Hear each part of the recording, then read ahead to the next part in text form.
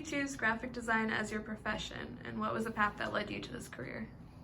I didn't feel like I chose it, it chose me. I always was interested in art and was pursuing fine art in my college years. I needed a job and someone told me that one of my neighbors had a graphic design studio. So I called on him and he hired me. It was there that I discovered commercial art, which is what I do as a graphic designer. I'm working you could say the broad commercial art field. It was very orderly and I felt very drawn to that. I thought that was kind of the right way to go. And eventually my commercial art, my graphic design work became my life and fine art drifted away. So who or what has been your biggest influence? Oh boy, I have a lot of influences. It's everything from Fred Astaire and great movies to beautiful poster design. You know, I read all that I could in industry magazines about other graphic designers, particularly ones who were revered, well accomplished. Just found inspiration from a lot of different places. So walk me through your portfolio. What pieces are you the most proud of and why? Well, let's go way back in time. This is really old school, magazine design.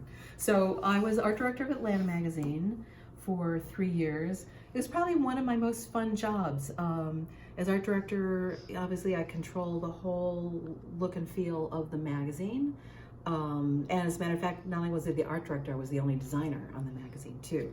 So, you know, doing a story like this involves selecting models, locations, photographers, stylists, you know, coming up with the concept first.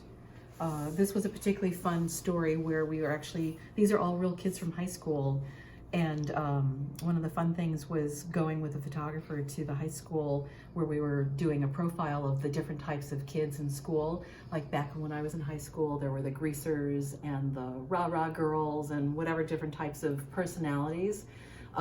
So this particular story, we went and found actual kids to be the models and, you know, pulled wardrobe, did the whole styling. It was a lot of fun. We did fashion. We covered a lot of different kinds of subjects, and we would do fashion shoots, again, collaborating with the photographer and picking great locations. Having a lot of fun with the models and what they were doing. This particular story, she started playing around with her hands, or maybe it was this one, and I said, oh, I'll never use that shot, but then I ended up doing it because it was so much fun. It is fun. It's very creative. I love the pops of color. Yeah. So what kind of projects do you feel like you enjoy working on the most? I like working on publications probably the most, just because it's something I know so well. I do love web design, and designing a website from start to finish is really a very satisfying project to do as well. So how do you measure the success of your designs?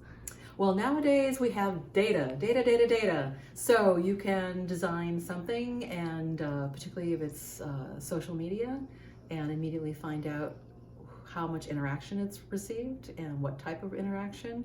So that's probably one of the best ways. Well, maybe outside of your job currently, maybe just in terms of your own visual eye, are there any current trends or something within magazines maybe that you are fascinated by? Does it feed into your work in any way?